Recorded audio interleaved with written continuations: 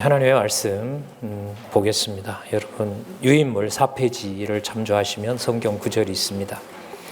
출애굽기 3장 14절부터 15절까지 보겠습니다.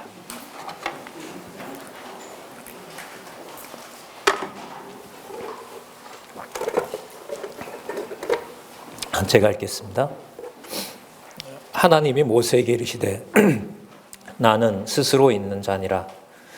또 이르시되 너는 이스라엘 자손에게 이같이 이르기를 스스로 있는 자가 나를 너희에게 보내셨다 하라. 하나님이 또 모세에게 이르시되 너는 이스라엘 자손에게 이같이 이르기를 나는 너희에게 보내신 이는 너희 조상의 하나님 곧 아브라함의 하나님 이삭의 하나님 야곱의 하나님 여호와라 하라. 이는 나의 영원한 이름이요 대대로 기억할 나의 표본이라. 네, 아멘. 자, 여러분 우리 말씀을 좀 보시면 두 가지 내용을 하나님께서 모세에게 알려주십니다. 14절에는 뭐냐면 하나님의 존재에 대해서 알려줍니다. 스스로 있는 자다는 말이죠. 이걸 이제 한문으로 말하면 영존하신다 이 말입니다. 영존하신다는 말은 창조 전부터 창조주가 되시는 분, 세상을 만드신 분이시니까요. 세상 만드시기 전부터 존재하시는 분이라는 겁니다. 그리고 15절 내용은 바로 그 여호와의 이름을 아브라함과 이삭과 야곱을 통해서 보여주시고 또 하나님께서 성취해 주신 내용을 알려주시는 내용이죠. 바로 또 보여주실 내용이고 그리고 그 이름을 여호와로 얘기를 하고 있습니다. 그래서 지금 읽었던 출애굽기 3장 14절부터 15절까지의 내용을 요약을 하면 하나님 영존하시는 하나님 그 이름은 여호와다 이렇게 됩니다.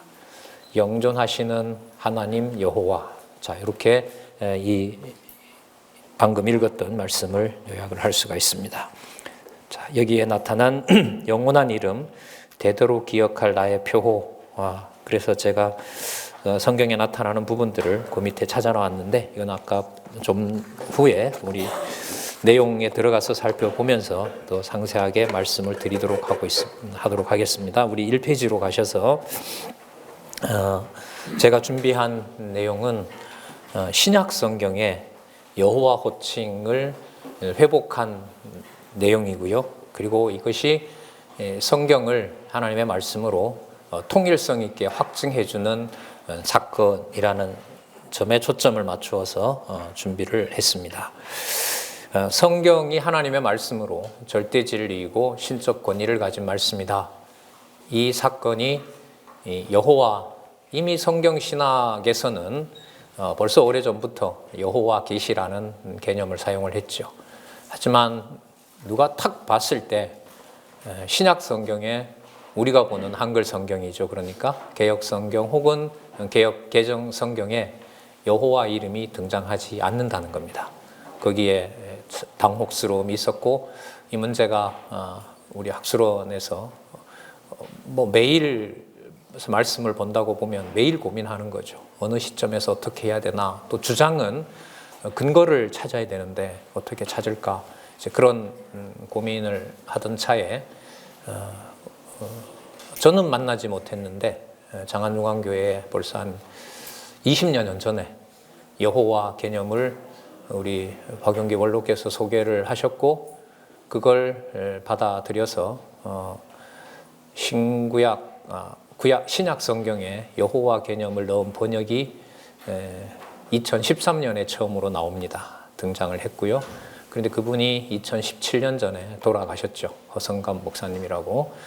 제가 돌아가신 줄 모르고 충북에 계셨거든요. 충북에 계셔서 제가 이제 방문을 하려고 제 원로님께 내일 허성감 목사님 좀 만나고 인터뷰도 하고 그렇게 오겠습니까?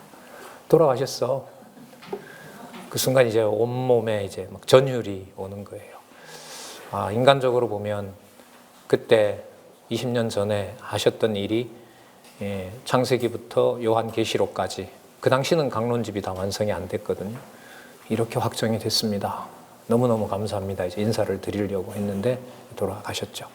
사모님이 계신 걸로 알고 있는데 어쨌든 한번 방문할 생각입니다. 그리고 역시 한 15년 전에 이스라엘에서 어느 날 성경 한 권이 왔습니다. 소포가 도착했어요. 열어보니까 히브리어, 영어 대조 성경이었습니다. 그리고 신약 성경은 보니까 개종한 유대인들이 보고 있는 신약 성경인데 히브리어로 번역한 성경이었어요. 그래서 좀 잠시는 놔뒀어요. 금방은 아니었고요. 그래서 이제 신학교 가서 뭐 히브리어 알파벳이라도 배우고 좀 읽을 때가 되어서 여호와에 대한 관심 이것 때문에 펼쳐봤는데 거기에 여호와 이름이 등장하는 거예요. 이 두 가지면 한국에서 여호와 호칭이 드러났고 또한 예루살렘에 그 성경에 기록됐던 바로 그곳에 여호와 개념이 있구나. 그래서 이제 기회를 보고 있다가 또 학회에도 이번에 여러분 보셨지만 알리는 일이 생겼습니다. 그래서 오늘 제가 준비한 신약 성경의 여호와 호칭 회복과 성경의 통일성은 성경신학 또 성경신학 총서에서 문헌으로 확정해 놓은 여호와 계시라고 하는 바로 이 주제가 성경 기록의 목적이라는 사실을 여러분들에게 확인하고 같이 고민하고 더 깊이 또 성경을 공부하는 데 도움이 되셨으면 좋겠습니다. 그 순서로 보면 처음에는 문제 제기를 했습니다. 구약 성경의 여호와 호칭이 사라진 신약 성경. 자, 왜 이렇게 사라졌는지 간단하게 설명을 드릴 거고요. 두 번째, 여호와 호칭이 처음 등장하는 본문은 구약 성경이죠. 2장 4절입니다. 그 전까지는 하나님이 나오고요. 2장 4절부터 2장 3절까지 내용을 바탕으로 2장 4절에 여호와 개념이 등장합니다. 그 여호와 개념이 등장할 때 중요한 히브리어 개념이 하나 나오는데 그게 바로 톨레도트라는 말입니다. 이 톨레도트는 미리 말씀을 드리면은요. 마태복음 1장 1절 다 아시죠? 같이 한번 외워볼까요? 입 안 벌리는 분을 제가 볼 거예요. 자, 성경 찾지 마세요. 자, 같이 한번 해볼까요? 아브라함과 다윗의 자손 예수 그리스도의 세계라. 그 세계가 창세기 2장 4절에 나오는 바로 톨레도트라는 개념의 헬라어 번역입니다. 우리나라는 그걸 족보라고 번역을 했는데 그 낱말이 다른 단어이지만 구약 주석 학자들은 대부분 그 낱말이 톨레도트라는 낱말과 관련된다는 거죠. 그러면 2장 4절에 여호와라는 개념과 톨레도트가 등장하기 때문에 여러분들 잘 아시는 익숙한 용어로 말씀을 드리면 구약은 여호와께서 메시아를 언약하신 내용이잖아요. 그럼 신약은 마태복음 1장 1절부터 요한계시록 마지막 장 마지막 절까지 여호와가 이렇게 되죠. 여호와가 그리스도를 성취하신 내용입니다. 그러면 마태복음 1장 1절에 족보라는 그 말이 톨레도트와 연관이 된다면 마태복음 1장 1절부터 무슨 의미가 담겨서 시작이 되는 거죠? 여호와 이렇게 되는 겁니다. 아주 단순한 사실이고 명쾌해지고 아마 여러분 아침 먹었던 기운이 전부 다 하늘로 가는 듯한 느낌이 안 오세요? 이거였어? 예, 저는 좀 뭔가 다 끝난 것 같아요. 진짜 다 보여주실 걸 다 보여주셨다는 느낌이 이걸 딱 보는 순간에 다가왔습니다. 그리고 성경신학 총서가 여호와 계시라고 하는 이 시대적인 하나님의 이 선물, 이 보화를 저희들의 영혼과 여러분들의 지식 속에 또 삶 속에서 여호와 계시가 맞구나. 어떤 경우 어떤 사건에서도 여호와가 맞다. 그게 죽더라도 혹은 살더라도 이 지상에 몸을 두고 있는 한은 몸을 둘 때까지 여호와라는 개념이 아니면 교회와 여러분들과 제가 또 교회 동역자 협회에서 여호와 개념이 아니면 어떤 현상도 설명을 할 수가 없다. 다르게 말하면 모든 사건이 성경에 기록한 여호와를 깨닫게 하시고 모든 일상생활에서 여호와를 사랑하게 하신 것처럼 형제를, 지체를, 이웃을 사랑하게 하시는 여호와의 존재의 계시이다. 이걸 이제 확인해 봤던 거죠. 좀 이따 설명을 더 드리겠습니다. 네 번째, 여호와 호칭 복원의 의미는 아까도 말씀드렸습니다. 성경의 논리적 통일성을 이뤄낸 겁니다. 창세기 1장 1절에서부터 요한계시록까지. 그리고 성경의 원저자가 바로 하나님이시다, 여호와이시다라고 하는 확증을 전 줬다고 봅니다. 아까 간단하게 말씀드렸지만 여호와 이름이 처음 등장하는 창세기 2장 4절, 그리고 마태복음 1장 1절이 여호와 이름이 담겨서 시작이 된다. 따라서 여호와의 메시아 언약은 여호와의 메시아 성취로, 그리스도 성취로 확증되었다. 그래서 드러난 것은 성경의 통일성과 성경의 내용을 포함해서 3대 언약을 포함하고 3대 언약, 자손 땅 통치 언약이 이루어지면서 최종적인 한마디, 어떤 이름요? 여호와. 네, 여호와. 옛날에 통성기도 많이 하셨으니까요. 오늘 강의 마치고 돌아가실 때 차를 열고 문을 딱 닫고 여호와! 하고 출발하시면은 진짜 제 양반이 저 목사가 되더니까 저래 좀 아니 진짜 너무 본문에 들어가서 살펴보겠습니다만은 진짜 여러분 엄청난 일이 벌어졌다고 봅니다. 더 치밀하게 공부하시고 확인하시고 하나님이 뭐 전할 분은 하나님이 인도해 주시는 거잖아요. 그러니까 준비하고 있으면 여호와 개념으로 어느 부분을 보더라도 여호와의 살아계신 증거를 확보할 수가 있습니다. 그래서 다섯 번째, 여호와 호칭과 성경 기록의 목적, 여호와 계시라는 걸 확증하는 일이 됐습니다. 그래서 결국 성경은 정확무어한 하나님의 말씀이고 여호와 계시의 절대 진리이다. 이런 방향으로 살펴보도록 하겠습니다. 일일이 다 읽지는 않고요. 좀 설명하는 방식으로 해서 말씀을 드리겠습니다. 그 여호와라는 개념은요, 구약 성경에 6,000번 나옵니다. 6,000번 나오고요. 헬라어 신약 성경에, 그리고 우리가 보는 한글 개역 성경에 주라는 개념 있죠. 주라는 개념으로 보면은 구약 성경에는 9,000번의 하나님의 호칭이 거론이 됩니다. 거의 뭐 여호와 계시, 하나님의 특별 계시의 말씀, 이거에 이제 분명하다는 게 사실 드러나죠. 그러니까 구약 성경에는 여호와 하나님을 지칭하는 호칭이 세 가지가 있는데요. 우리 성경신학 개론에 보면 여호와 호칭이 나오죠. 거기 보면 주라는 번역도 나옵니다. 그게 히브리어로 아도나이라 그래요. 아도나이. 그 다음에 하나님 나오죠. 하나님 우리 엘로힘 들어보셨죠? 예. 그리고 또 하나 아까 우리 본문에서 읽어봤던 것처럼 뭐냐면 여호와예요. 여호와예요. 그래서 여호와와 이 주 아도나이를 합하면은 신약 성경에는 이게 9,000번 나옵니다. 9,000번 나와요. 자, 그리고 그 6,000번이 바로 여호와로 표기가 되어 있습니다. 그러면 이 확률로 보더라도 구약 성경의 주어는 누구다? 여호와다라는 걸 확증할 수가 있죠. 이게 여러분 신약 성경의 헬라어로 이제 기록이 되면서 헬라어에는 여호와라는 단어가 아예 없습니다. 그러다 보니까 이 구약 성경의 하나님은 그냥 하나님으로 옮겼는데 여호와와 주라는 개념이 하나의 단어로 묶여버려요. 여호와라는 단어가 헬라어에 없기 때문에 그건 유대인들이 이른바 부르던 호칭이란 말이죠. 자, 그럼 이 낱말을 계시 기록자들은 이제 어디에 담아 놓았냐면 퀴리오스라고 하는 헬라어 단어에 담아 놓은 거죠. 자, 이제 여기서부터 제가 볼 때는 하나님의 놀라운 섭리가 아니면 무서운 섭리가 시작되지 않았나. 그리고 그 퀴리오스 속에 주라는 개념도 들어있고 훨씬 더 많이 나오는 여호와 개념이 그 속에 들어있다는 사실을 시간이 지나면서 강론에서 사라지기 시작했다고 봐요.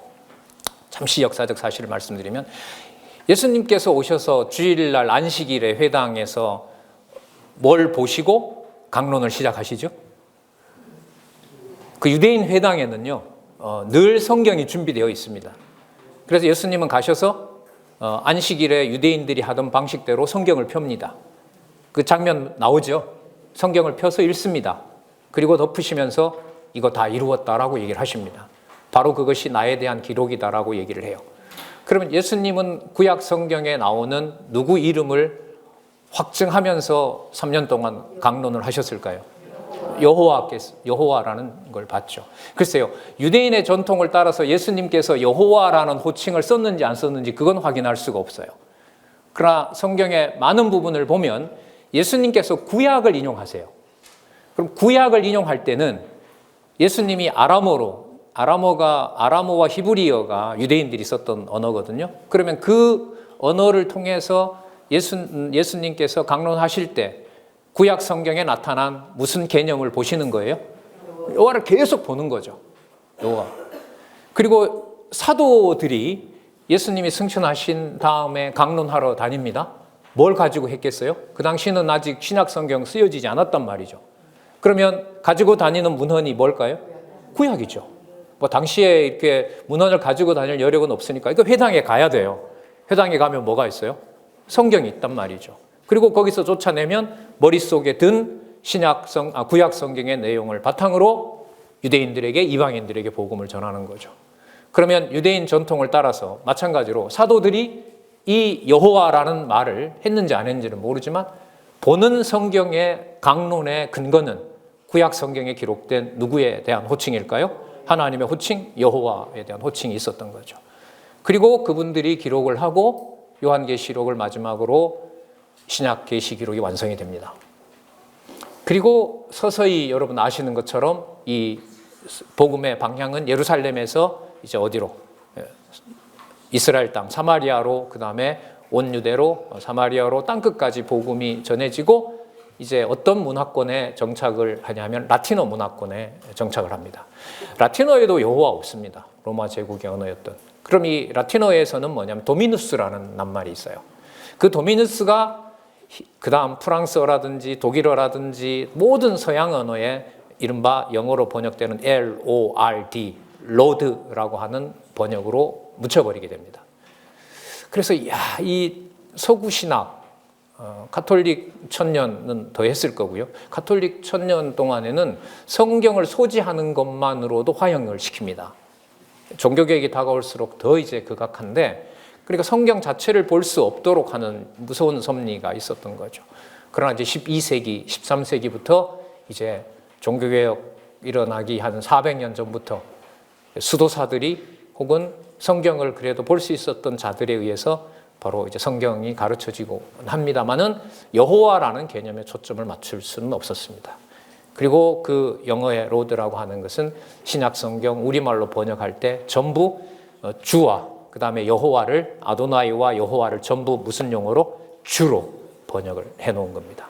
제가 여러분들에게 아까 말씀드렸던 이스라엘에서 온 히브리어 영어 성경, 그리고 2017년에 소천하신 우리 허성감 목사님이 우리 원로의 조언을 받아들여서 번역해 놓은 그 성경에, 거기는 한 150여 개가 등장하는데요.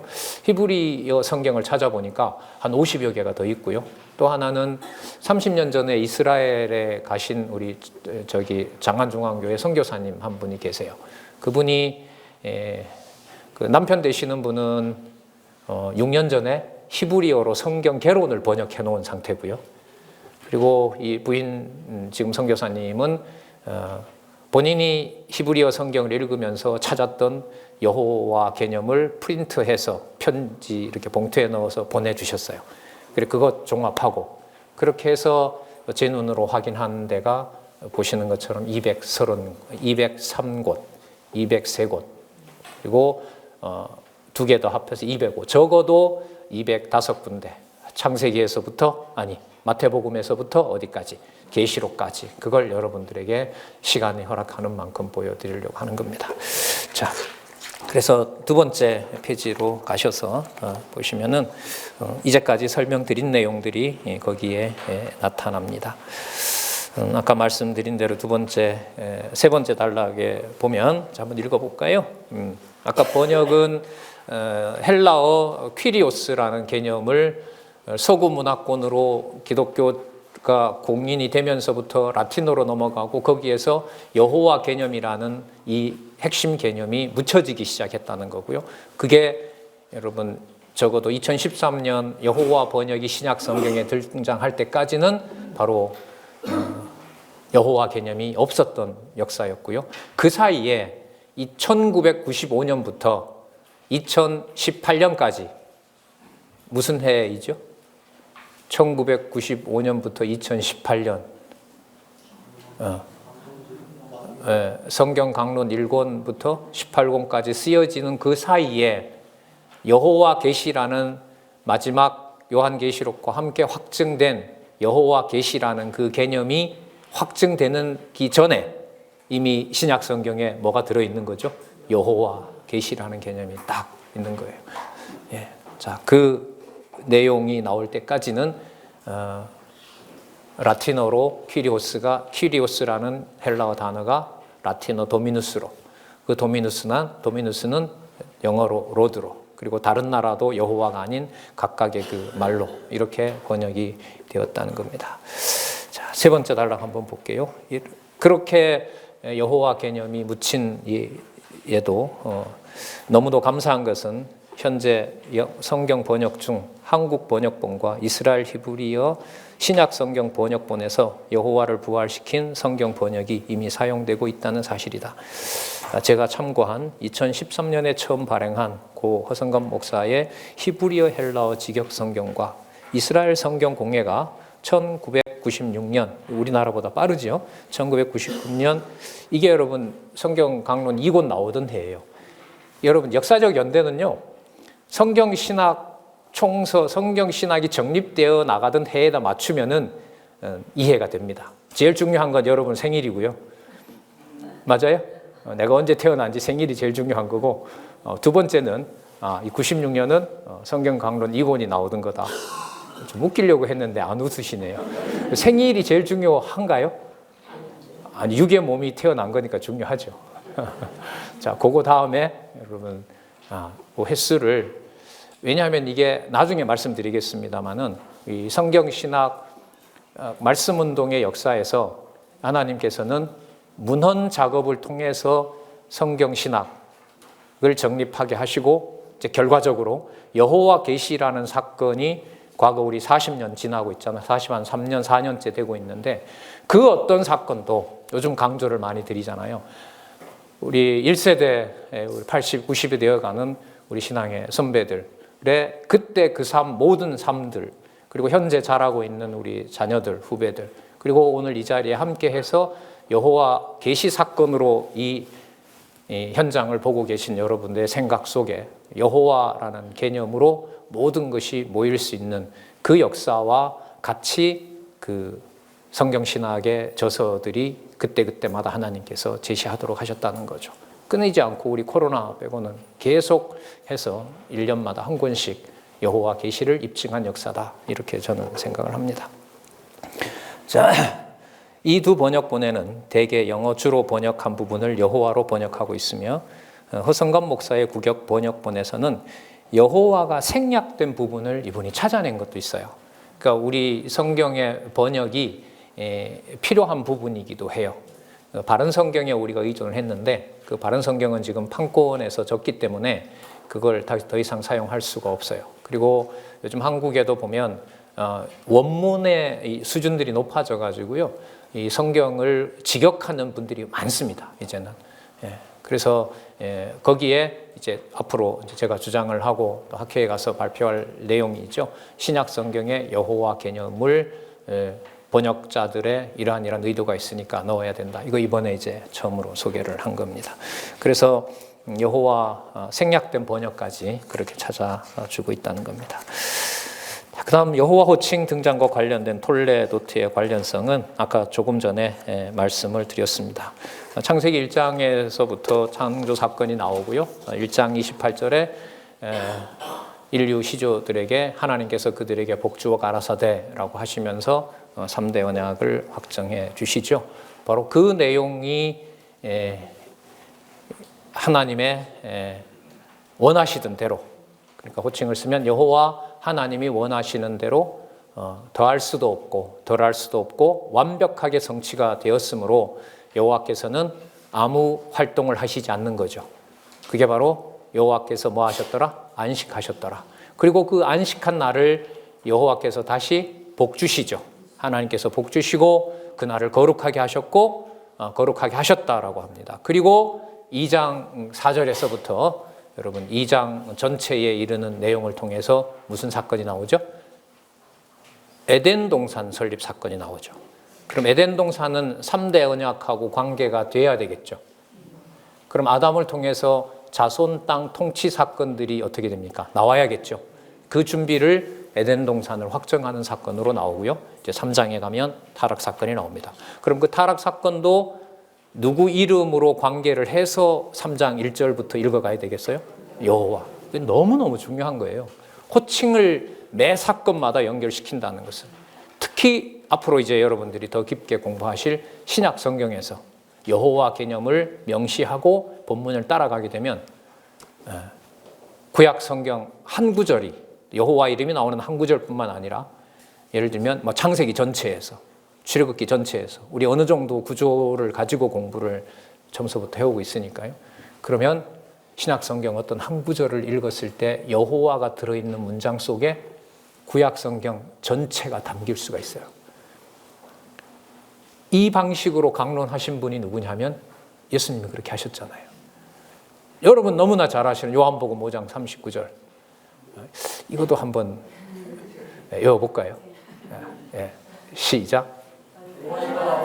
그래서 영생을 얻는 줄 알고 성경을 상고하거니와 이 성경이 내게 대하여 증거하는 것이로다. 아멘. 맞습니다. 예수님께서 구약 성경을 하나님의 말씀으로 우리 개념으로 말하면 여호와 하나님의 살아계신 증거로 확증해 주시고 강론하는 방식이 한 문장이 아닌 한 단어 속에 구약 성경 전체를 그곳에다 담으시는 거죠. 마치 영존하시는 하나님, 바로 그의 아들 그리스도가 이 땅에 육의 몸을 입고 오셔서 당신을 통해서 여호와를 계시하는 것처럼 한 말씀, 한 구절 속에 누구의 이름이 다 담긴다? 그건 사람이 못해요. 아무리 요약을 잘하고 인간이 논리적으로 아주 명쾌한 개념을 만든다 해도 그렇게는 요약을 할 수가 없어요. 그러니까 하나님께서 요약을 하게 하신다는 말은 뭐냐면 다른 어떤 부분이 아닌 말씀을 볼 때 누가 살아계신 누구만 영광을 받아야 된다는 걸 확증해 주겠어요? 그렇죠. 그게 바로 여호와 하나님 여호와에 대한 계시 사건을 하나님께서 그렇게 섭리하신다고 생각을 합니다. 네 번째 줄에 보시면은요, 3페이지에 톨레도트는 주로 이스라엘 백성들에게 약속하신 자손 번창을 성취했다는 사실을 증거할 때 주로 등장한다. 자, 5장 1절에 계보로 번역이 됐고요. 6장 9절에 사적으로, 10장 1절에는 후예로, 11장 10절에는 후예로, 10장 32절에는 세계로, 25장 13절에는 세대로, 창세기 36장 1절에는 대략으로, 37장 2절에는 약전으로, 출애굽기 6장 16절에는 연치로, 또 19절에도 연치로, 28장 10절에는 연치로. 그러니까 이게 앞으로 번역을 해야 될 좀 필요성이기도 해요. 자, 주로 여러분 창세기에 많이 나타나죠. 그러면 창세기에 가까운 시작하는 창세기 1장 28절에 3대 언약 있잖아요. 그럼 그 3대 언약의 자손 땅 통치 언약이 창세기에 이런 그 톨레도트가 나온다는 말은 창세기 처음부터 끝까지 지배하는 언어가 뭐라는 거예요? 여호와 개념이라는 걸 보여주고 있는 거죠. 아까 신약 성경에도 잠시 소개를 드렸고요. 자, 그리고 세 번째 단락 아까 설명을 드렸습니다. 그리고 신약 성경은 바로 이 히브리어 톨레도트라는 개념과 시작합니다. 마태복음 1장 1절 아브라함과 다윗의 자손 예수 그리스도의 세계라에서 세계는 헬라어로 게네시스이며 일반적으로 족보라고 이해한다. 이 게네시스는 히브리어 톨레도트의 헬라어 번역어와 직접 연관된다. 구약의 톨레도트 개념의 의미가 그 여호와를 선명하게 보여주는 개념인 바로 이 개념이 게네시스에 담겨 있는 겁니다. 더 정확히 말하면 언약대로 성취하시는 여호와 호칭을 담고 있는 히브리어 톨레도트가 신약성경 첫 장 첫 절의 근거가 된다는 것이다. 강조하면 신약성경 첫 구절은 언약대로 성취하시는 여호와의 의미가 지배하기 시작한다. 어디까지? 요한계시록까지. 자, 그러면 여러분 요한계시록에는 여호와 개념이 당연히 나올까요? 안 나올까요? 나오죠. 그래서 이제 203곳을 먼저 소개를 하고요. 그 다음은 다는 이거 할 수가 없고 제가 다 해드리면 여러분들이 할 게 없어가지고 제가 그 보물을 캐는 기분 아시잖아요. 예. 그걸 하나씩 해서 다음 모임이 언제가 될는지는 몰라도 제일 뒷장에 보면 제가 서비스로 따로 프린트를 해서 거기다 붙여놨으니까 끝나자마자 집행부에 가위가 있는지 없는지는 모르겠지만 아니면 그거 그대로 접으셔서 성경에 꽂아 놓으시고 돌아가셔서 여호와 개념을 찾아보시기 바랍니다. 찾는 방법은 좀 이따가 또 말씀을 드리도록 그렇게 하겠습니다. 한번 보시기 바랍니다. 마태복음에 18번 나옵니다. 마태복음에 1장에서부터 마지막에 보면 28장 2절이죠. 그러면 아까 1장 1절부터 시작해서 마지막 장 28장까지 내용에 등장한다는 거죠. 자, 마가복음은 8번 나오는데요. 제가 이걸 이번에는 준비를 못했어요. 뭐냐면 여기 보시면은 마태복음이 18번이 나오고, 자, 누가복음에 많이 나오죠. 누가복음에 40번이 나와요. 그죠? 사도행전에 또 많이 나오죠. 47번 나오죠. 자, 한번 또 넘겨보시면은요. 로마서에도 11번이 나오고요. 203곳으로 본다면은 11번 나오는 것은 숫자의 확률로 보면 높은 겁니다. 자, 그 다음에 넘겨보시면은 디모데후서에 여러분 5번, 거기 이제 맥락상 보면 여호와로 번역해야 될 것까지 포함하면 7번이 나오고요. 그럼 히브리서에 많이 나오죠. 히브리서에 12번이 나오고요. 그 다음 야고보에, 이런 부분이 이제 더 소개할 의미인데요. 앞으로 이제 우리 이 성경 신학 혹은 학술원에서 연구 주제가 나온다면 이런 주제가 가능한 거죠. 야고보서의 여호와 이해가 얼마나 중요한지를 논문으로 발표할 수 있죠. 야고보서에 나타난 여호와의 의미. 근데 야고보서는 우리 보통 개혁파 신학에서도 로마서와 갈라디아서와 비교를 해서 믿음으로 구원을 얻지만 야고보서로 가죠. 행위가 없는 믿음은 믿음이 아니기 때문에 뭘 해야 된다? 행위를 해야 된다. 그렇게 얘기할 때 야고보를 얘기를 하거든요. 아니다. 그 야고보의 근거가 하나님의 주시는 믿음으로 믿음에 의한 행위를 말하는 것이고, 주제는 바로 세속주의를 배격하라고 하는 성령 하나님의 강력한 말씀이 그곳에 강한 명령문으로 들어있다. 왜냐하면 그 증거가 무엇이 주어이기 때문에. 그렇죠. 이 증명이 이 야고보서를 통해서 제가 이제 이거 확인하면서 이제 야고보서가 이렇게 여호와를 강조하는 거구나. 그럼 주어가 누가 되는 거죠? 그리고 그 명령은 누가 이루어 가시겠다는 확정을 하시는 거죠.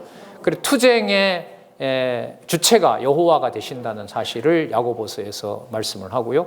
그게 여러분 야고보서 다음 앞에 있었던 히브리서에 보면 벌써 근거가 나왔죠. 말씀 운동에 우리 요절로 사용하고 있는 하나님의 말씀은 살았고 운동력이 있어. 이거 다음에 야고보가 너무 논리적으로 맞는 거예요. 무슨 호칭 때문에? 여호와 호칭 때문에. 예. 자, 그 다음에 여러분 요한계시록에 보면 몇 번 나와요?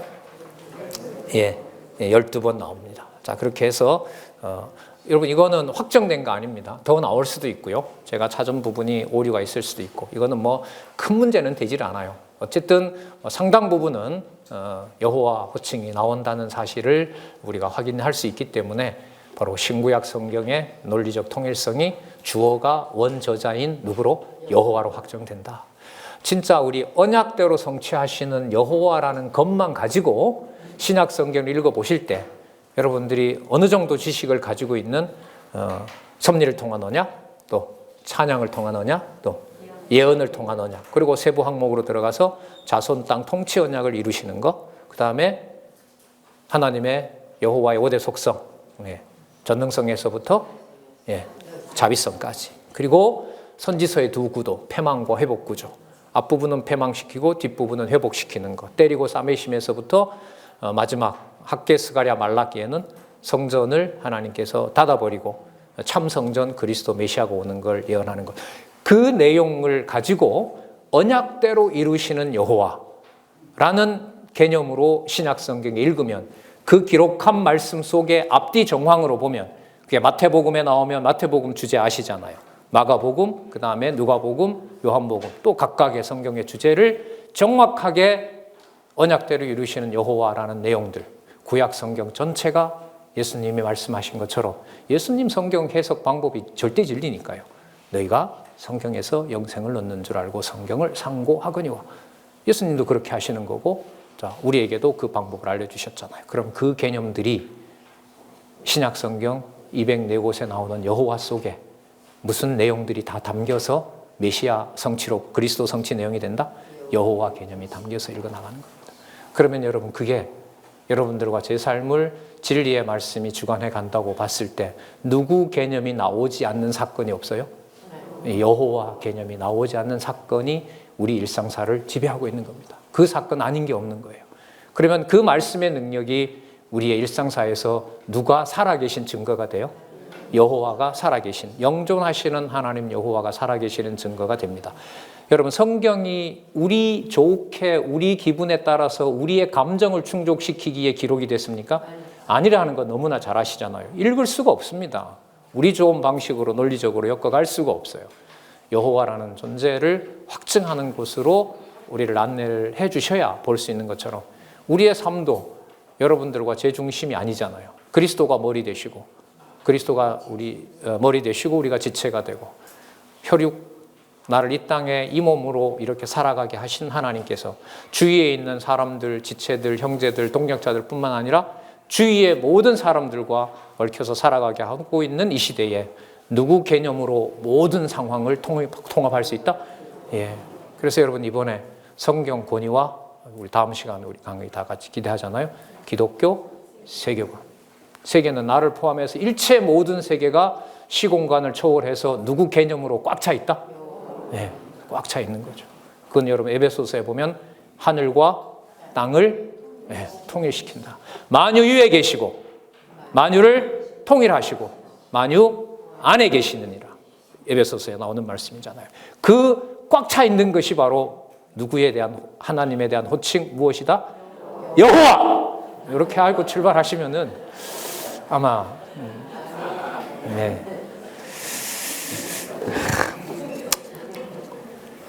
좀 슬픈 게 하나 있어요. 뭐냐면 이게 학자의 개인 욕심으로 보면 혼자 찾아낸 거기 때문에 자기가 좋아해요. 학회에 가서 먼저 발표하고. 근데 슬프더라고요, 솔직히. 예. 여러분 아시는 것처럼 우리가 근간 아픈 역사가 있잖아요. 수십 년간 여호와 계시를 같이 연구한 사람들이 거의 사라진 사건을 아시잖아요. 어쨌든 함께 연구했던 분들이. 그래서 순간 그게 지나가요. 아, 이 여호와 계시가 이제 확증이 됐는데 어쨌든 많은 시간을 같이 보냈던 사람을 함께 할 수 없다. 이게 좀 스쳐가더라고요. 그래서 다음에 어쨌든 우리 선배들 만나면 여호와 계시 확증이 그러니까 20년 전이니까요. 강남노예 체제거든요. 목사님들 30분 정도 계셨을 때 크리스찬 신문에 기고가 됐던 거예요. 그때 허성감 목사님이 여호와 계시 이거 찾아내야 됩니다라고 평안중앙교회 방문해서 우리 목사님들 한 30여 분하고 1시간 특강 들었잖아요. 그 영상이 있을 겁니다. 그 이후로 여호와 계시가 신약 성경에 이 목사님이 본인이 주장했던 대로 다 번역을 하고 끝났고 그 사이에 성경신학 총서는 여호와 계시로 완결이 됐습니다. 알려는 드려야 되지 않겠습니까? 예, 그래서 여러분들이 소개해드린 것 가지고 성경 본문과 그 성경을 여호와 계시로 안내하는 성경신학 총서를 기회가 있으시면 아마 뭐 제가 말씀 안 드려도 가장 그리운 사람들이 함께 공부하다가 안 보이는 사람들 아니에요? 그렇죠. 예, 다른 사람은 뭐 몰라서 모르는 건데 그래도 마음이 먼저 가는 사람이 장안중앙교회 같으면 이제 분리된 지체들 또 저 같은 경우에는 함께 하고 같이 연구해서 뵙지 못했던 우리 동역자들 지난번 우리 결혼식에서 그분들 만나고 학술원에 모시고 와서 우리 원로님 그 책도 드리고 제 책도 드리고 하는데 좀 약간 좀 울컥하더라고요.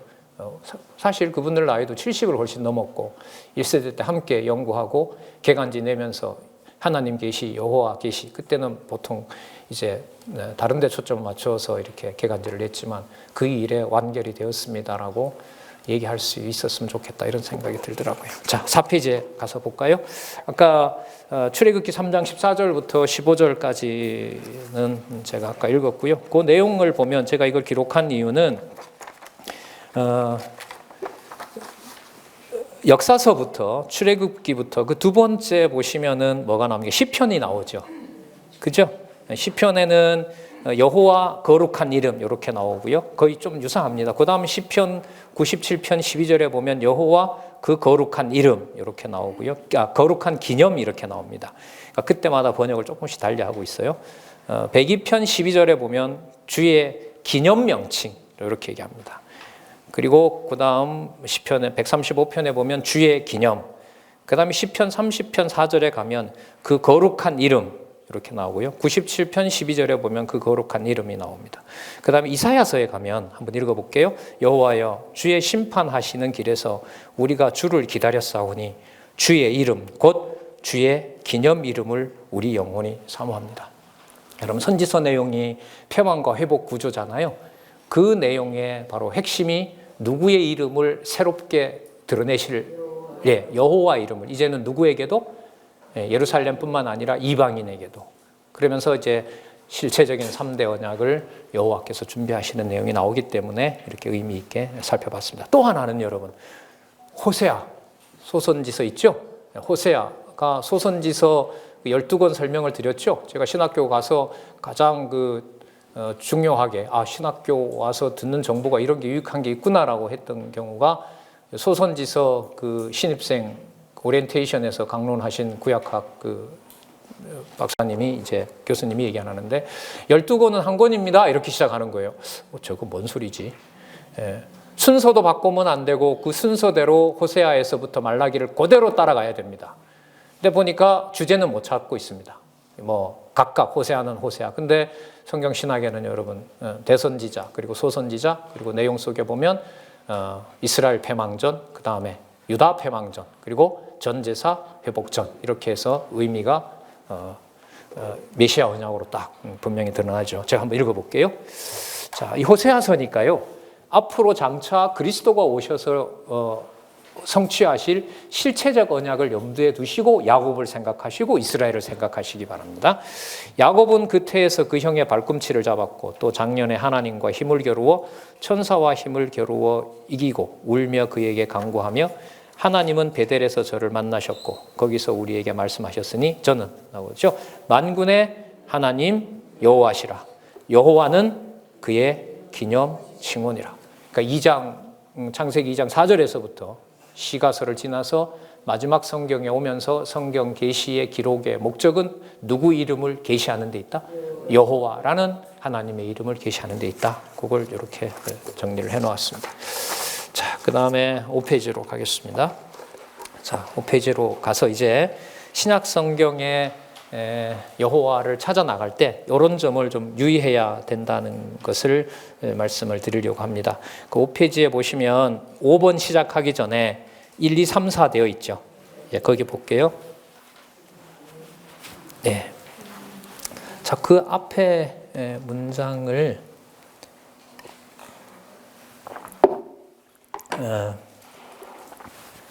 자, 그 1 숫자 위로 하나, 둘, 셋, 넷, 5번째 줄부터 읽고 설명을 드릴게요. 예수 그리스도는 안식일에 회당에서 구약 성경을 읽으면서 자신이 구약에서 여호와가 언약하신 메시아임을 증거하셨다. 당연히 예수 그리스도의 성경 강론에는 여호와 하나님이 증거되었으며 예수님은 여호와의 언약이 성취된 그 실체가 바로 자신임을 증거하신 것이다. 그래서 필자는 현재 신약 성경에서 주로 번역한 용어를 다음과 같이 정리하면서 여호와 호칭의 복원 의미를 강조하고자 한다. 첫 번째 주는 하나님에 대한 호칭으로, 하나님에 대한 호칭으로 구약의 아도나이의 번역으로 등장합니다. 신약 성경에. 그러니까 주가 나올 때는 이제 여호와를 소개해 드리니까요. 하나님 외에 아도나이와 여호와라고 했을 때 여호와 외에 주가 나올 때는 첫 번째, 그 두 가지입니다. 중요한 게. 첫 번째는 뭐냐 하면 바로 구약에 나타난 아도나이의 번역으로 주. 그것 역시 누구에 대한 호칭이에요? 하나님에 대한 호칭이에요. 아셨어요? 계시된 하나님의 호칭이 아도나이로도 나오고 그 주로도 나오고, 자, 오늘 우리가 같이 확인할 누구로도 여호와로도 등장한다는 거죠. 그다음 두 번째, 주는 언약대로 성취하신다는 뜻의 여호와 번역어가 있다. 두 번째, 이거 이제 말씀드렸고요. 자, 세 번째, 주는 누구를 칭할 때도 있어요? 예수 그리스도. 자, 여기서부터 이제 이게 묘해지는데요. 이건 앞으로 더 연구해서 발표하면 재밌는 부분이에요. 하나님 아버지와 주 예수 그리스도라고 많이 들어보셨죠? 사도행전 이후에 나타나는 성경 본문의 주어는 하나님 아버지와 주 예수 그리스도 복수 주어가 등장합니다. 자, 여기에 아주 흥미로운 사실은 이 주라는 개념 속에 일단 누구를 연결시켜요? 예수 그리스도를 연결시킵니다. 주 예수 그리스도. 그런데 이 주라는 개념 안에 아도나이라고 하는 개념도 들어가고요. 자, 또 누구 개념도, 무슨 개념도 들어와요? 여호와도 들어오는 거예요. 그러니까 주 예수 그리스도라고 했을 때 그 주에는 그야말로 주이신 분. 그러니까 주라는 말은요, 최고 통치자라고 보시면 돼요. 그러니까 천지 만물을 창조하신 하나님께서 우주의 통치자가 되신다라고 했을 때 그걸 아도나이라 그래요. 그걸 신약 성경에서 주라고 번역합니다. 그러니까요, 주라고 불렀을 때는 어제 우리 강의 들었잖아요. 절대 주권자 하나님이라는 의미와 똑같습니다. 신약 성경에서 주라고 할 때 절대 주권자 하나님이에요. 우주를 섭리하시고 우주를 창조하신 최고의 통치자라는 의미가 주입니다. 자, 뿐만 아니라 그 주라는 개념은 호칭을 알려준다는 거죠. 누구를 얘기한다? 여호와를 얘기합니다. 여호와. 그러면 주 예수 그리스도라고 했을 때 그 주라는 개념에는 무슨 개념과 무슨 개념이 다 들어가게 돼요? 주라는 개념, 최고 통치자 주라는 개념과 무슨 개념이? 여호와라는 개념이 그 의미 속에 들어갑니다.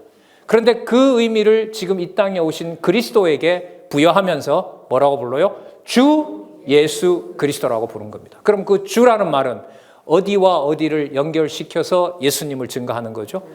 예. 구약 성경의 여호와 개념을 누구와 연결시켜요? 예수 그리스도와 연결시킬 때 두 개념이 있다는 거예요. 하나는 그야말로 주라고 번역된 거. 이건 히브리어 성경의 아도나이예요. 주예요. 영원하시고 우주 만물을 창조하시고 악까지 섭리하시는 절대 주권자 하나님, 이게 주입니다. 그분의 이름이 뭐예요? 여호와예요. 그러면 그 여호와의 이름으로 누가 오셨냐면 예수께서 그리스도로 오셨어요. 그래서 주 예수 그리스도로 나오는 개념을 읽을 때 어디에 있는 누구 호칭이 안 들어올 수가 없다? 구약에 있는 여호와 호칭이 안 들어올 수가 없다. 신약 성경 전체에. 특히 사도행전 후반부부터 로마서 시작해서 요한계시록까지 가면서 주 예수 그리스도라고 했을 때 그 주는 누구 개념을 담고 있다? 여호와. 그러면 여러분, 구약은 여호와의 메시아 언약이므로 신약은 여호와의 그리스도 성취다. 그 의미를 담은 개념이 주 예수 그리스도다. 여호와 이름이 들어가지 않는 주 예수 그리스도는 성경의 통일성과 무관하다. 이걸 이제 여러분들이 가서 찾아보시면 됩니다. 자, 그러면 먼저 마태복음부터 사도행전 1장 11절에 나타난 부분을 보도록 하겠습니다. 6페이지에 가서 보시면은요, 우리 시간 되는 데까지 확인하도록 그렇게 하겠습니다. 제 시간이 10시, 아까 9시 시작했으니까요, 10시 20분까지 보도록 하겠습니다.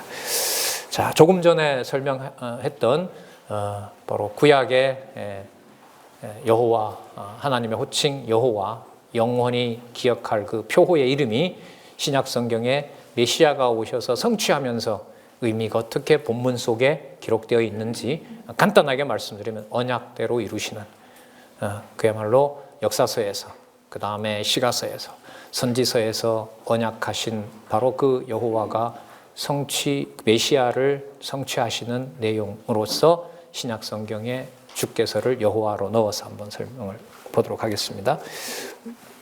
너무 자연스럽고 너무 당연하죠. 합니다. 1장 20절 한번 보면 이 일을 생각할 때에 본래는 여러분 주고요.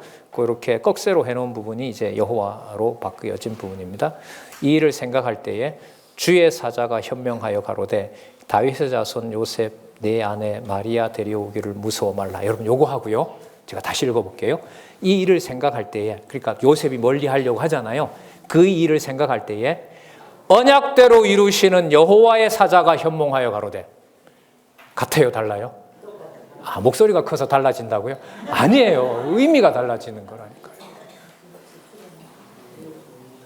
섭리를 통한 언약에서, 찬양을 통한 언약에서, 그리고 예언을 통한 언약에서 메시아를 언약했던 바로 그 여호와가 가라사대. 다르잖아요. 네, 한 단어가 이렇게 많은 부분을, 그러면 여기서 여호와 소개하면 이게 1장 20절에 처음 나오거든요. 개념으로 보면. 그러면 그 이후에 나오는 여호와 의미가 어떨 때는 언약을 이루시는 분, 뭐 어떨 때는 신실하신 분, 이렇게 막 왔다 갔다 하나요? 아니잖아요. 그죠? 언약대로 이루시는 바로 그 호칭 여호와. 이게 끝까지 가는 거예요. 그리고 좀 이따 살펴보겠지만 드디어 요한계시록에 가서 여호와 호칭이 확정되면서 성경계시 기록이 여호와 계시로 확정된 겁니다. 네. 자, 22절 마찬가지죠. 마태복음 앞부분은 여러분 구약 성경의 내용이 성취됐다는 내용이 많이 나오죠. 그렇게 많이 나오는데 여호와 개념이 안 나오는 게 오히려 이상하죠. 네, 볼게요. 22절. 이 모든 일이 된 것은 언약대로 이루시는 여호와께서 선지자로 하신 말씀을 이루려 하심이라. 24절. 요셉이 잠을 깨어 일어나서, 알려줬으니까 이제 언약대로 이루시는 여호와의 사자의 분부대로 행하여 그 아내를 데려왔다. 그러면 아내를 데려오는 사건에 누구의 이름이 게시되는 거예요? 그렇죠. 요셉만 그럴까요?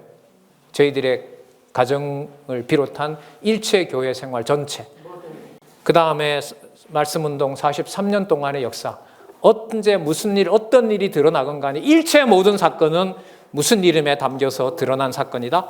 여호와의 이름에 드러난 사건이다. 앞으로도 그럴 겁니다. 앞으로도. 그걸 보혜사 성령께서 진리의 말씀으로 여러분들과 저를 지켜주시기를 원하고, 이제는 진짜 우리 강론집 우리 코로나 때 각자 이렇게 모이는 시간을 줄여줘서 강론집 우리 확인하는 시간 가졌잖아요. 거기에 여호와 계시라는 거 여러분 확증해 오셨지 않습니까? 확인해 오시고 뭐 지금 공식 비공식적으로 어제 이렇게 자료를 봤을 때 공부 모임이 뭐 수십 개가 될지 외국까지 포함하면 그 중국에서 이렇게 전하는 분들 포함하면 또 대만 그다음에 아르헨티나 이래 보면 그 공부팀이 좋게 7, 80여 개 이상 될 것 같아요. 그게 여러분 전부 우리랑 같이 공부한다는 것 때문에 기뻐하는 거예요? 그건 우리 중심이에요. 누구의 이름이 누구의 능력으로 드러나게 하신다? 여호와의 이름을 여호와의 능력으로, 여호와의 주권적 방법으로 드러낸다는 겁니다. 제가 이 여호와 개념을 가지고 저도 기독교 과정에 자랐고 기독교 그 사회에서 주로 자랐는데 아픔이 있거든요. 뭐 때로는 부모를 통해서, 기독교인인 부모를 통해서, 때로는 기독교 선배를 통해서, 기독교인 선배를 통해서, 후배를 통해서 그 모든 게 다 정리가 돼요. 무슨 개념으로? 여호와의 계시, 여호와의 존재와 사역과 능력의 속성의 계시라는 말 속에 다 담아내지더라고요. 그러니까 다시 또 말씀을 볼 수밖에 없죠. 계속 볼까요? 다는 못하고요. 그 2장 19절 볼까요? 2장 19절. 헤롯이 죽은 후에 언약대로 이루시는 여호와의 사자가 애굽에서 요셉에게 현몽하여 가로되 23절.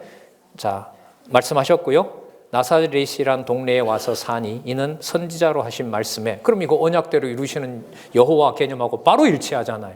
이 부분만 그럴까요? 요한계시록까지 다 그럴까요? 그렇죠. 다 그래요. 그러니까 그 앞뒤 맥락을 보면 언약대로 이루시는 여호와가 드러나지 않는 곳이 없는 거예요. 이건 당연한 거죠. 그 모든 내용들이 어디에? 창세기에서부터 말라기에 약속되어 있는 내용들이 여호와 개념이 나올 때마다 거기에 다 들어앉아 있다. 그래서 좀 이거는 뭐 참 어리석어서 몰라서 했던 건데 제가 오랜 고민이 있었다고 말씀드렸잖아요. 유다서 같은 저 몇 분이면 읽는 내용이 어떻게 말씀이 되지? 저게 어떻게 신적 권위가 있어? 제가 철학과에 가서 놀란 게요. 플라톤 수업을 들어가는데 플라톤 전집이 막 30권씩 되고, 여러분 공산주의자 마르크스 아시죠? 칼막스의 연구서까지 칼막스의 전집이 100권입니다. 제 키보다가 높아요. 그렇지, 진리는 저 정도가 돼야지. 근데 유다서가 이게 왜, 다른 것도 마찬가지죠. 요한 2서 3서 같은 거 극히 사적인 얘기잖아요. 맞죠? 장로인 요한 사도가 그 이종 사촌인 자들에게 편지한 게 극히 사적인 편지가 왜 말씀이 되지? 강론 들을 때는 좋고 말씀 들을 때는 참 평안한데 실제로 한 글자 한 글자 내 눈으로 확인해 갈 때는 몰려드는 의문이 한두 가지가 아닌 거예요. 그런데 이게 무슨 개념으로 다 끝이 나버린다? 여호와 개념으로. 시편 개념 아시죠? 예, 전하는 자가 없고 들리는 소리가 없으나 어디부터 어디까지? 예, 창조부터 종말까지 좀 해석을 하면 동에서부터 서까지 누구의 이름이 드러나지 않는 곳이 없다? 예, 여호와의 영광이 꽉 차 있는 곳이 없는 곳이 없다. 이거구나. 그래서 언어의 또 지식의 분량이 기독교에서 말하는 진리를 얘기할 수가 없는 거구나. 이게 허구구나. 이제 그러면서 철학이라는 공부를 재밌게 하게 됐죠. 이건 어떤 허구일까? 이건 또 어떤 허구일까? 논리적으로 이렇게 설득력이 있지만은 이게 왜 인본주의일까? 어떤 방식의 인본주의일까? 이제 그렇게 확인을 했던 겁니다. 자, 그럼 쭉 읽어가면 다 확인이 됩니다. 23장 39절 한번 가볼까요? 29장 39절. 내가 너희에게 이르노니 이제부터 너희는 찬송하리로다. 누구의 이름으로? 이게 언약대로 이루시는 여호와의 이름으로예요. 예수님 얘기하신 거잖아요. 이 주와 여호와 차이가 얼마나 큽니까? 그럼 이때 주는 버리는 거냐? 아니에요.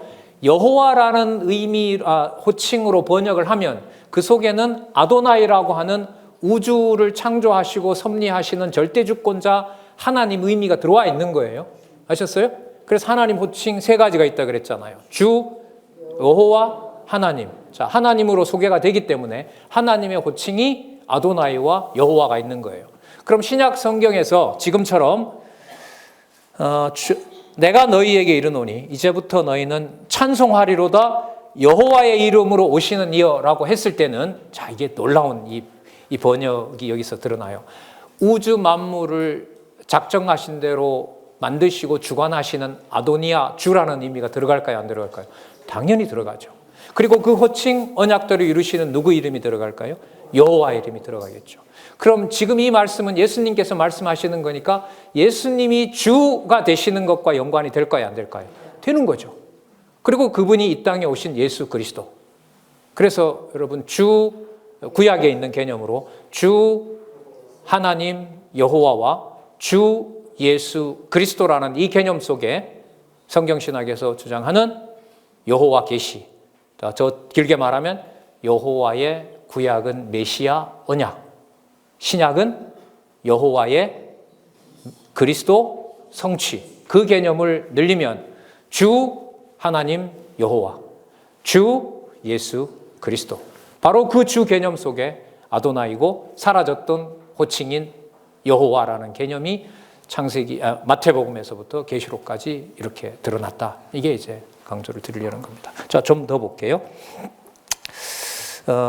너희는 찬송하리로다. 여호와의 이름으로 오시는 이여 할 때까지 나를 보지 못하니라. 여러분 이 본문 잘 보세요. 나를 보지 못한다는 말은 예수님이 승천하시고 이 땅에 뭐 한다는 거예요? 오시는 거잖아요. 재림하시는 거잖아요. 그런데 앞부분 다시 읽어볼게요. 자, 내가 너희에게 이르노니 이제부터 너희는 찬송하리로다. 누구의 이름으로? 여호와의 이름으로 오시는 이여라고 할 때까지 나를 보지 못하리라. 누구의 이름으로 오신다고요? 누가요? 그리스도가. 그러면 누구 이름과 누구 이름이 분리가 안 돼요?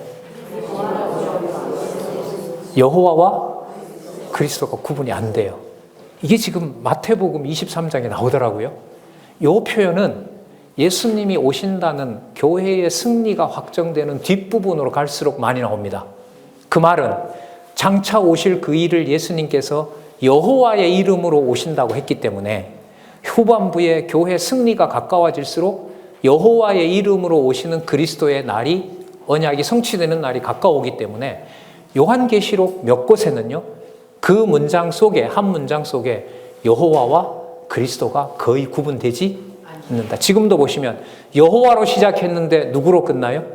그리스도가 오시는 것으로 끝나잖아요. 예.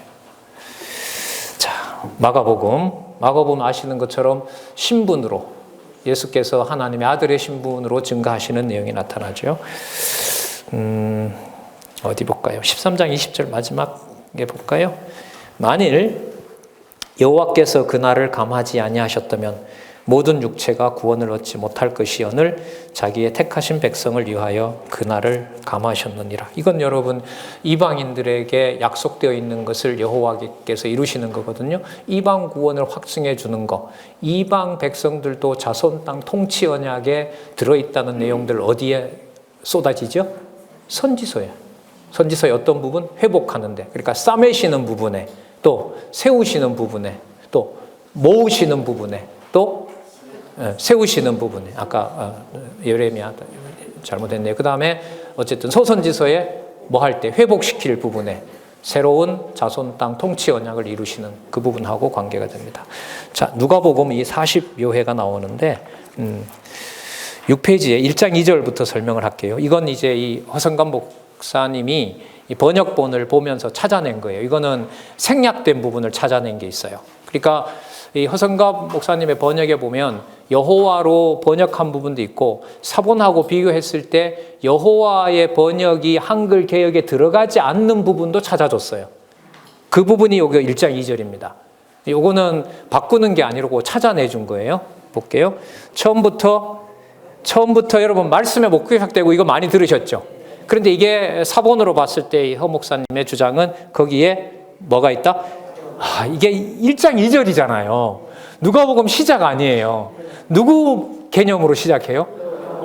이게 놀라운 거예요. 그렇지. 그래서 처음부터 누구의 말씀의 목격자가 됐다? 그러면 여러분 여호와도 그렇고 말씀은 누구를 말해요?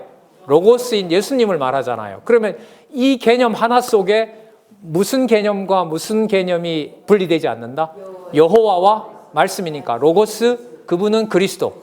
그러니까 여호와, 로고스, 그리스도가 분리가 안 된다는 거예요. 여러분들과 제가 교회 생활을 해가는 지금 이 상황에서 그리스도가 통치한다고 했을 때 그리스도 이름이 여호와 없이 설명이 될까요? 안 되죠. 창세전 영원한 하나님의 작정하신 언약의 말씀을 빼고 설명이 될까요? 되지 않죠. 그러니까요, 나중에 이제 좀 강조를 하겠습니다만은 삼위일체 논쟁이 여호와라는 호칭 속에 지금 보신 것처럼 한 개념 속에 여호와와 그리스도와 또 주의 말씀이 들어가는 요 구조로 보면 이른바 삼신이다, 한신으로 통합돼야 된다, 이런 모든 게 신론에서 핵심인 삼위일체론이 다 저는 끝났다고 봐요. 순서대로 기록한 말씀을 따라가면 삼위일체 하나님의 문제는 영원하신 하나님, 영존하시는 여호와 개념으로 다 모인다. 이걸 제가 의의로 밝혀놨고, 이거는 제가 앞으로 학회에서 이 번역을 바탕으로 해서 발표를 하고 싶고 알려주고 싶은 내용입니다. 자, 누가복음 1장 2절 이렇게 시작을 합니다. 그리고 쏟아집니다. 이 누가복음 1장에는요, 그 마태복음 1장에서부터 4장의 선지자의 말씀을 이루려 함이라 보다가 훨씬 더 많은 내용이, 여러분 누가복음이 사역이잖아요. 그럼 그 사역이 아까 1장 2절로 봤을 때 예수님의 사역만 말해요? 여호와 개념이 꼭 들어가야 돼요? 그렇죠. 아까 여호와의 말씀의 사자라고 했으니까 사자는 말씀을 알려주는 자로 보면 성령 사역과 관련되거든요. 그럼 여호와의 말씀의 사자라는 말 속에는 누구 호칭이 다 들어가요? 성부, 성자, 성령. 이게 여러분 여호와 계시 속에 다 몰아 있어요. 그게 많이 찾아놨죠. 누가복음 1장에는 여호와 개념이 거의 속된 말로 도배를 하고 있습니다. 자, 그 다음에 2장 15절 보겠습니다. 2장 15절. 천사들이 떠나 하늘로 올라가니 목자가 서로 말하되 이제 베들레헴까지 가서 여호와께서 우리에게 알리신 바 이 이루어진 일 나오잖아요. 그러면 누구 주어가 나오는 게 맞아요? 그렇죠. 언약대로 이루시는 여호와가 너무 당연한 거예요. 이렇게 성경이 되어 있더라고요. 여호와께서 우리에게 알리신 바 이루어진 일을 보자 하고 모세의 법대로 언약대로 결례의 날이 참에 요거는요. 이걸 허 목사님이 또 찾아낸 번역이에요. 여호와께서 세우려고 여호와께 세우려고 이렇게 번역을 새롭게 했어요. 여호와 개념도 찾아내고 번역도 새롭게 했는데 예수님을 단지 성전으로 데려갔다고 하지 않고 누구 앞에 세우려고? 언약대로 이루시는 여호와 앞에 세우려고 이렇게 번역했습니다. 이 번역 타당하다고 봐요. 자, 그다음 마지막 부분 20장 37절 42절 볼까요? 죽은 자의 살아난다는 것도 모세도 가시나무 떨기에 관한 글에서 보여주었으되 여호와를 아브라함의 하나님이요 이삭의 하나님이요 야곱의 하나님이라 칭하였더니 아까 시작할 때 읽었던 요절에 보면 여호와는 아브라함과 이삭과 야곱에게 준 기념 칭호다. 그게 여러분 이루어진 거예요. 자, 요한복음은 여러분 5장 4절과 6장 45절에 이 여호와는 어디에서 찾아준 거냐면 히브리어 성경에서 신약 성경을 번역할 때 히브리어를 찾아준 거예요.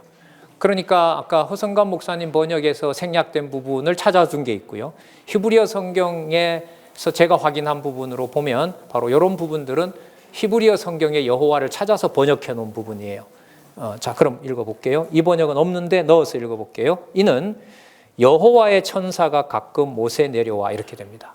여호와 개념이 들어가는 거예요. 그 다음에 45절 선지자의 글에 너희가 다 자 여기 우리 개역 성경은요 이게 하나님으로 나와요. 그런데 히브리어 성경에 보면 이 하나님이라는 용어를 뭐로 바꿔버렸어요? 여호와로. 이건 사본상의 문제일 수는 있는데 저한테는 거기에 그렇게 번역을 했다. 히브리어 이스라엘 성경 공예에서는. 그래서 여호와를 주장할 수 있는 또 근거가 되는 거죠. 자, 넘어가겠습니다. 넘어가서 8페이지에 자, 사도행전입니다. 여러분 사도행전이 제일 많이 나오죠. 47번이 나오거든요. 그러면 여러분 이게 올라온 거예요. 교회 설립을 통한 성령의 성취 사건에서 부활 승천하신 바로 그 예수가 그리스도다. 부활 승천하신 그분이 바로 구약에서 언약하신 메시아이다. 그분의 살아서 역사하는 증거가 교회 이 땅에 주의 말씀으로 뭘 세우신다? 교회를 세우신다. 그게 누가 하시는 일이다?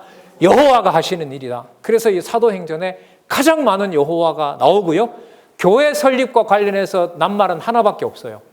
교회에 무슨 복잡한 문제가 있고 교회가 분리되고 어떤 아픔이 있더라도 사도행전에 여호와 개념이 나오는 걸로 봐서는 다른 모든 얘기는 전부 다 부주제예요. 아무리 심각해도 그거 주제가 아니에요. 확률로 봐도 카운트로 봐도 47번 나온다는 말은 사도행전 28장이잖아요. 고르게 분배해도 매 장마다 누가 지배를 한다는 거예요? 여호와 개념이 지배하는 거죠. 그러면 43년 동안 말씀운동의 역사, 교회를 설립해서 무장시키고 투쟁하고 승리의 소망을 가져가는 사건은 여러분의 육신의 몸으로 혼자 있건 몇몇 계시건 요양원에 계시던 병원에 계시던 부모한테 상처를 받았던 할아버지 할머니한테 상처를 받았던 자녀에게 받았던 다 세상 말로 필요 없어요. 그거 다 쓸데없는 허공했던 얘기들이에요. 사도행전의 주어로 보면 무슨 개념 하나로 다 모아지는 것이 교회와 연관된다? 여호와 개념. 이게 여러분 47번의 카운터 속에 담겨 있는 겁니다. 진짜 개념 넣어서 읽어보세요. 아마 뒹굴 겁니다. 너무 좋아서. 이 비밀이었구나. 요즘 우리 어떤 권사님이 자녀 때문에 속 태우다가 살아계신 하나님 증거가 자녀가 지금은 나오지 않는 사건에서도 보입니다라는데 제가 그 권사님 앞에서 울 뻔했다니까요.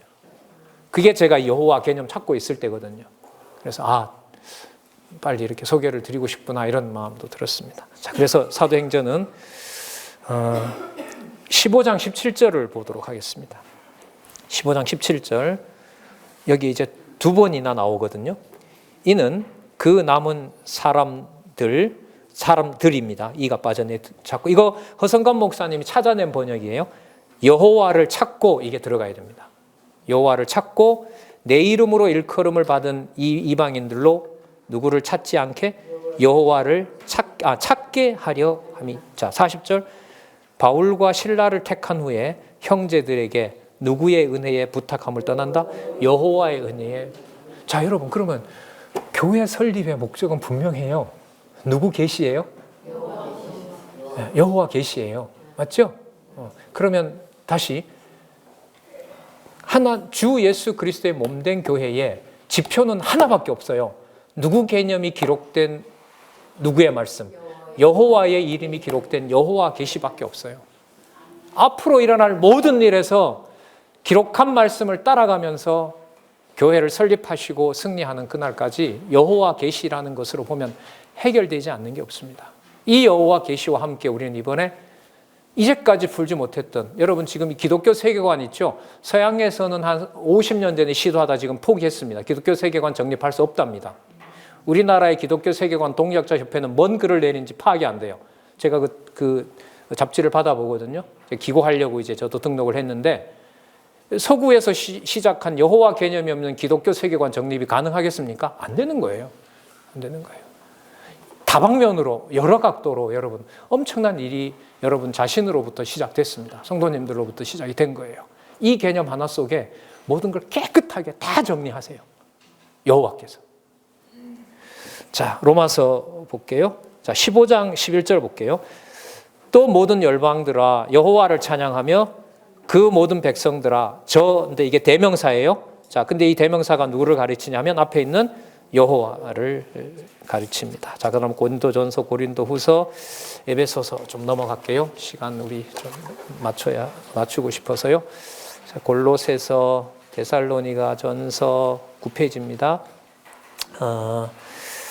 자, 디모데후서 가볼까요? 디모데후서 2장 19절. 자, 디모데후서 교회의 7위이죠. 조직과 행정, 7위, 책무와 7위. 기억하시죠? 예, 책무와 7위 부분에 이른바 말씀으로 교회를 세우시는 내용. 자, 디모데후서 2장 19절 볼까요? 그러나 하나님의 견고한 터가 섰으니, 진리의 터, 하나님의 집, 살아계신 하나님의 교회. 견고한 터는 섰으니 인침이 있어 일렀으되, 이미 약속했다는 거죠. 해주신 거예요. 여호와께서 자기 백성을 아신다 하며 또 여호와의 이름을 부르는 자마다 불의에서 떠날지어다 하였느니라. 이 디모데후서입니다. 그 다음에 히브리서에 가보면은요, 히브리서 여러분 여호와 개념은요, 아까 누가복음 1장처럼 히브리서 8장에, 이거 히브리서 8장이 맞나요? 제가 장을 안 적었는데, 맞아요. 히브리서 8장 맞습니다. 히브리서 8장 9절, 11절, 12절까지 여기에 여호와 개념이 들어 있습니다. 여러분 히브리서 본문에 보면 딱딱한 거 먹기가 너희들 힘들다. 멜기세덱 반차를 얘기하면서 예수님에 대해서 족보도 없고 어머니도 없고 뭐도 없고, 그러니까 이 얘기가 결국 어디 얘기인 거예요? 유대인들은 제사장의 이름은 아론밖에 생각 못하죠. 그죠? 나사렛 예수는 그냥 와서 십자가에 죽은 자고 저가 구원의 주가 될 수도 없고 모세보다 못한 자고, 이 내용이 히브리서인데, 다르게 보면 이 히브리서야말로 하늘에 있는 여호와의 이름이 그리스도를 통해서 확증된 사건이 말해주는 것이 히브리서고요. 여기에 이른바 유대주의는요, 구약 성경을 그림자로 보던 일을 다 끝낸 일이에요. 그래서 히브리서에 보면 구약 성경 인용이 적을까요, 많을까요? 대단히 많습니다. 대단히 많고 해석이 복음서에서 말씀하던 예수께서 그리스도라는 정도가 아니에요. 이야기의 강조점을 이 땅에 오신 그리스도가 승천하신 이후에 사건을 하늘에다가 두고 설명을 해요. 그러니까 여러분 아론 이름이 안 나오고 누구 이름을 소개를 해요? 멜기세덱을 소개하는 거예요. 그럼 여기에서 이 지상에 오신 그리스도가 승천하셨단 말이에요. 그러면 확증된 거 아니에요. 언약하신 대로 승천하신 거 아닙니까? 그럼 하늘에 계세요. 그럼 이 땅에 교회를 세워주셨어요. 그러면 창세기부터 말라기까지 기록한 말씀이 그림자로 이 땅에 있는 거겠어요? 하늘에 있는 사건을 계시하는 거겠어요? 그럼 그 사건에 여호와 이름이 당연히 나와야 되는 거 아니겠어요? 이 히브리서도 앞으로 깊게 연구하는데 너무너무 재밌는 부분이에요. 가장 많은 인용이 나올 수밖에 없다. 왜 이렇게 많이 나올 수밖에 없느냐? 유대주의를 배격하는 내용이라는 말은 창세기에서부터 말라기에 기록한 내용을 이 땅에 적용을 절대로 하지 마라. 전부 어디에 있는 내용이다? 하늘에 속한 내용이다. 거기 보면 나오잖아요. 하늘에 있는 총회. 그걸 소개하고 있거든요. 그게 여호와가 그리스도에게 주신 영원한 통치국가 사건이 히브리서에 나옵니다. 히브리서를 잡고요, 요한계시록의 승리로 가서 여호와 확인하면 이 연결고리도 너무너무 재밌습니다. 이런 방식의 공부는 월요일과 목요일에 강론집 세 번째 단락에서 신구약을 오고 가면서 이제 한 구절과 한 단락 속에 여호와 이름이 어떻게 드러나는지 그렇게 지금 공부를 또 하고 있습니다. 자, 히브리서 여러분 나중에 다 찾아보시리라 봅니다. 베드로 후서로 가겠습니다. 베드로 후서. 그러나 잘 보시기 바랍니다. 그냥 읽을게요. 주의 날이 도적같이 오리니. 여러분 이거 딱 들으면 누가 오신다는 내용이 들어있어요? 그리스도죠. 그런데 이 번역을 뭐로 하느냐? 여호와로 합니다. 이 번역을 여호와로 했어요. 그러면 누구와 누구의 구분이 없어요? 이걸 늘려놓는 것이 구약은 여호와의 메시아 언약이고 이거 떼면 안 되는 거예요. 신약은 여호와의 그리스도 성취다. 그걸 성경 본문에서는 요 한 구절에 이렇게 쓰고 있는 거죠. 여호와의 날이 도적같이 이르니니.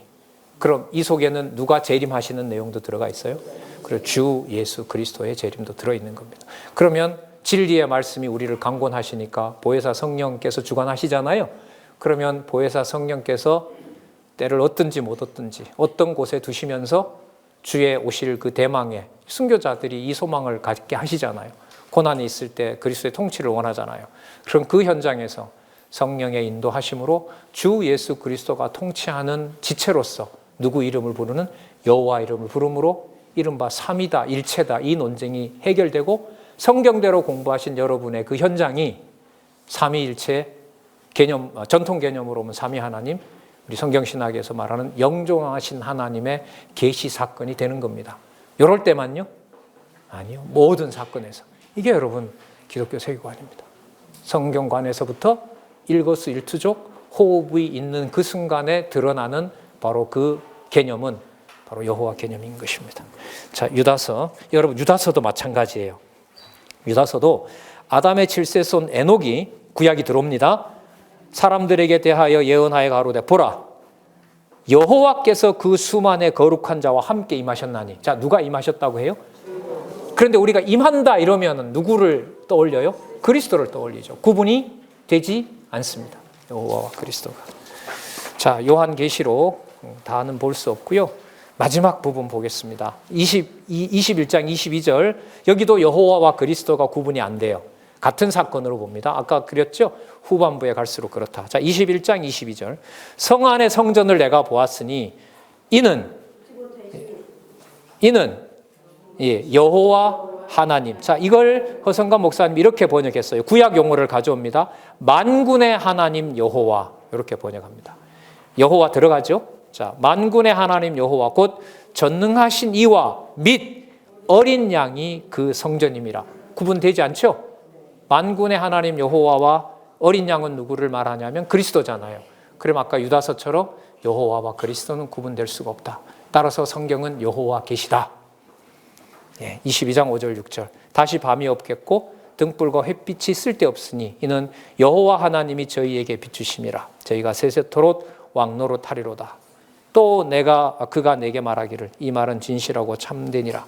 여호와 곧 선지자들의 영의 하나님이 그의 종들에게 결코 속히 될 일을 보이려고 그의 천사를 보내셨도다. 자, 여러분 10페이지 한쪽 가로 3은 아까 말씀드렸습니다. 신약 성경의 여호와 호칭의 신학적 의미, 삼위일체 논쟁의 성경적 실마리가 된다. 이건 이제 앞으로 학회에다가 제가 연구하기 위해서 명시를 해놓은 겁니다. 맺은 말, 성경은 정황무한 하나님의 말씀으로 여호와 계시의 절대 진리이다. 마지막 단락 보겠습니다. 구약 한글 성경에서 여호와 호칭은 필자가 확인한 곳만 203곳이다. 물론 더 나올 수도 있고 더 검증할 부분도 있다. 중요한 것은 여호와 호칭이 마태복음부터 요한계시록까지 반드시 등장한다는 사실이다. 이로써 성경의 원저자는 여호와이심을 확증할 수 있었으며 성경은 논리적 일관성을 갖춘 정황무오한 진리임을 확인할 수 있었다. 그렇다면 언약대로 성취하시는 뜻을 담은 여호와의 존재와 사역 그리고 그 속성 계시 곧 여호와 계시는 성경을 신적 권위의 말씀으로 확증하는 토대가 된다. 여호와 호칭의 부활은 단순 논리에 의한 구약과 신약의 진리 요건을 형식적으로 맞추는 문제가 아니라 성경 원저자로 여호와를 확정함으로써 기록된 말씀이 단지 인간이 이해할 수 있는 문자가 아니라 살았고 운동력 있는 하늘에서 주시는 영생의 말씀임을 확증케 한다. 그 밑에 인용 35절, 신명기 4장 35절 우리 같이 읽고 마치겠습니다. 시작. 이것을 내게 나타내심은 여호와는 하나님이시요 그 외에 다른 신이 없음을 내게 알게 하심이니라. 아멘. 잠시 기도하겠습니다. 하나님 감사합니다. 머리를 주체할 수가 없고 가슴을 닫을 수가 없습니다. 너무나 감사합니다. 말씀운동 귀한 선배들 이 시간까지 여호와 계시의 말씀으로 확증해 주신 진리의 말씀 따라 성경 신학 총서를 저술하신 우리 원로부터 함께 하신 많은 신앙의 선배들을 이 시간에 함께 만나게 해주셨습니다. 하나님 간절히 원합니다. 지키고 싶고 전파하고 싶고 왜곡 없이 기록한 말씀에 더 우리의 모든 생을 불태우고 싶습니다. 하나님께서 주신 소원이고 하나님께서 이제까지 해주신 것처럼 여호와의 이름을 부르는 일에 우리의 모든 아름다운 마음을 쓸 수 있도록 우리를 지켜주시옵소서. 예수님의 이름으로 기도드렸습니다. 아멘.